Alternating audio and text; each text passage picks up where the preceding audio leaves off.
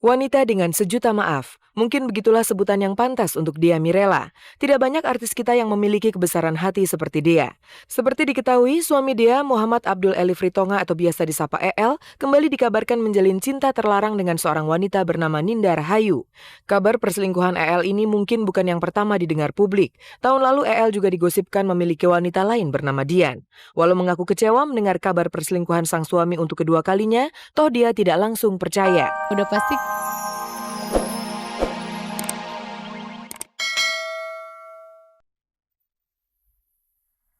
Halo, apa kabar pemirsa? Di sore hari ini saya Hesti Purwadinata hadir menemani Anda bersama Kabar Kabari yang akan menjanjikan kabar-kabar yang layak kami kabarkan karena kami Kabar Kabari. Konflik rumah tangga Ahmad Dhani dan Maya Estianty kian memanas. Seperti diketahui Sabtu kemarin, Maya menjemput secara paksa ketiga putra mereka dari lokasi syuting.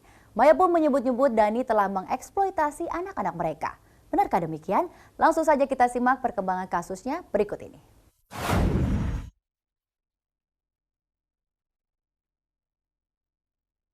Pemirsa, konflik rumah tangga Ahmad Dhani Maya Estianty kian kusut saja setelah sempat disebut melakukan eksploitasi anak yang mendorong Maya menjemput secara paksa Ahmad Al-Ghazali, El Jalaluddin Rumi, dan Abdul Qadir Jailani dari lokasi syuting FTV. Dhani akhirnya angkat bicara.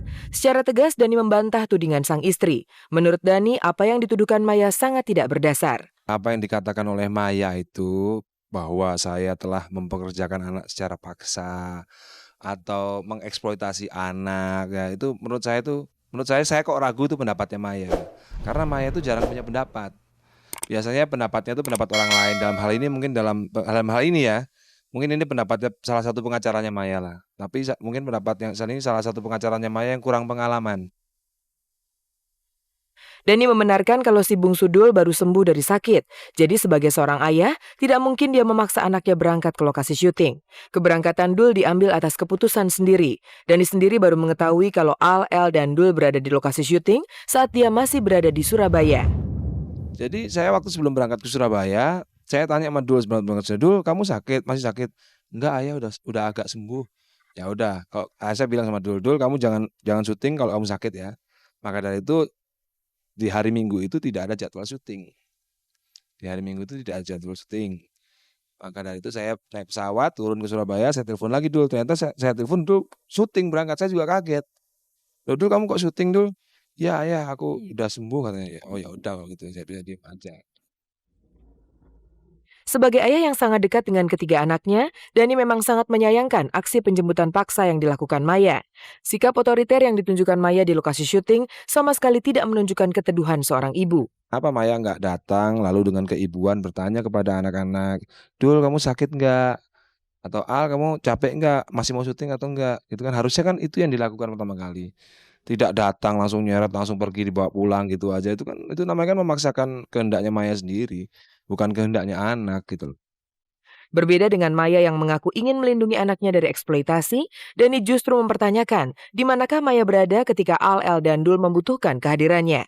Saat Dul sakit, Maya itu tidak tahu bahwa saya nganterin ke dokter. Maya nggak tahu. Saat Dul sembuh, Maya juga nggak tahu kok Dul udah sembuh. Lebih jauh, Dhani mengungkapkan peristiwa Sabtu lalu sangat membekas pada Al, El, dan Dul. Menurut Dhani, saat mengetahui Maya akan mendatangi lokasi syuting, ketiga anaknya sudah merasa khawatir dan langsung menghubunginya. Terus Dul jawab, udah sembuh ayah, tapi gimana nih mau dijemput bunda gitu kan. Terus si Al juga SMS saya menanyakan teleponnya Kak Seto. Ayah teleponnya Kak Seto berapa? Aku mau telepon soalnya bunda mau jemput gitu. Karena di mata anak-anak Kak Seto adalah pembela hak anak-anak. Memang kemarin saya sangat sibuk sekali sehingga saya tidak sempat membalas SMS maupun telepon dari Al ya. Setelah besok paginya saya mencoba kontak mungkin sudah tidak aktif dan sebagainya. Kalau Maya sering menyebutkan bahwa anak-anak karena pertikaiannya orang tua anak-anak jadi stres, sebenarnya bukan. Yang menyebabkan anak-anak jadi stres itu karena perlakuannya Maya sendiri terhadap anak-anak yang memang seperti itu. Yang suka nggak menghargai hak anak gitu. Dhani dan Maya bisa-bisa saja merasa paling benar dalam kasus ini. Tapi pada akhirnya ketiga anak mereka lah yang paling dirugikan. Sulit untuk mempercayai kalau kejiwaan Al, El, dan Dul tidak terganggu melihat pertikaian Dhani dan Maya yang tidak kunjung selesai. Di manakala di dalam keluarga penuh dengan konflik, pertikaian, perebutan ataupun perbedaan persepsi di dalam masalah pendidikan anak, memang akhirnya anak juga menjadi bingung. Dan kebingungan ini justru akan menghambat proses tumbuh kembang mereka, terutama perkembangan pengenalan akan norma-norma, akan nilai-nilai yang harus dianut dan sebagainya.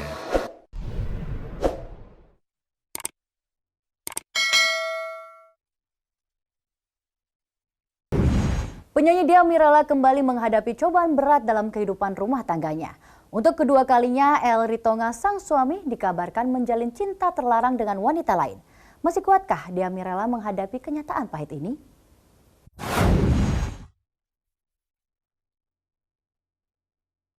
Wanita dengan sejuta maaf, mungkin begitulah sebutan yang pantas untuk Dia Mirela. Tidak banyak artis kita yang memiliki kebesaran hati seperti dia.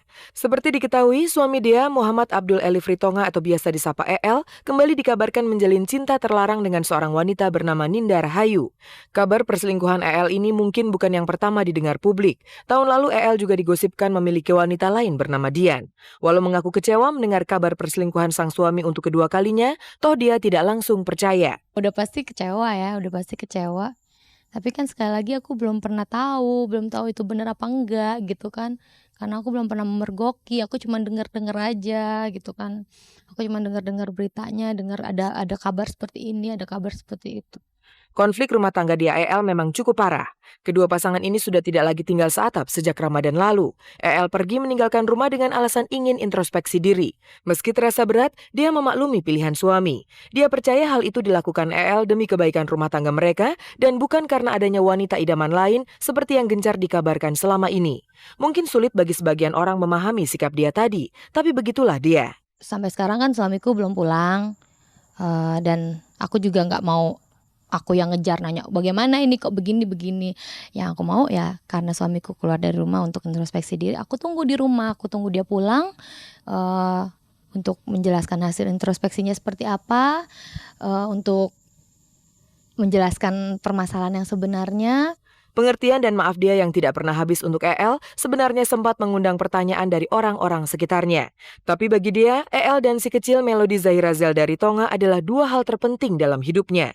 Mungkin itu pula yang membuat dia tidak mudah mempercayai gosip-gosip miring tentang suaminya. Yang terpenting dalam rumah tangga aku adalah aku, suamiku, dan anakku. Itu tiga yang terpenting. Di luar itu semua, maksudnya orang-orang yang di luar keluarga aku itu nggak penting gitu, walaupun mungkin ada sangkut pautnya dengan salah satu di antara kami, cuman bagi aku yang terpenting adalah kami bertiga. Sebagai manusia biasa, dia juga menyadari kalau dirinya memiliki kesalahan selama 5 tahun membina rumah tangga bersama EL. Bahkan atas kesalahannya itu, dia tidak sungkan meminta maaf kepada EL. Aku udah minta maaf kalau ada sifat-sifat aku yang dia nggak suka gitu ya.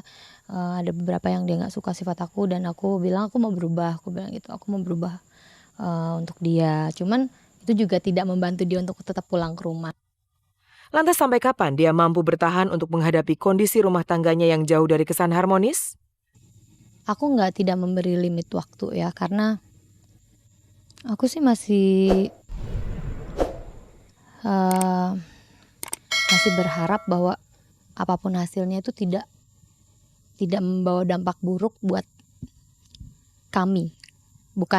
Bukan hanya suamiku, bukan hanya anakku, bukan hanya aku, tapi kita bertiga gitu.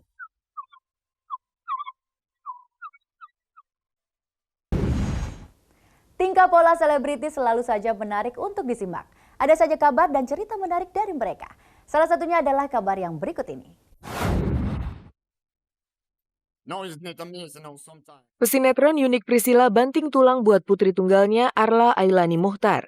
Sejak resmi bercerai dengan Bucek sebulan lalu melalui kesepakatan yang ditandatangani bersama, Sila seperti tidak kenal lelah mencari rejeki buat buah hatinya itu. Pergi pagi pulang pagi untuk syuting di beberapa sinetron dilakoninya, meskipun keputusan itu membuatnya jarang bertemu dengan Arla. Kadang-kadang soalnya berangkatnya itu kan dia pagi-pagi sekolah, jadi cuma ketemu sebentar, jam 1. Tuh jam 2 baru pulang. Jam 9 udah berangkat. Jam 9 pagi. Pulangnya? Jam 1, jam 2. Perasaan bersalah memang selalu berkecamuk di hatinya, manakala Arla yang kini berusia 5 tahun itu sering mengajukan pertanyaan-pertanyaan kritis kepadanya perihal sang mama yang sering pulang pagi. Iya sih, dia protes. Dia bilang, "Mama kamu harusnya bilang ke lokasi syuting kamu dong, kamu kan punya anak, jadi kamu harusnya pulang."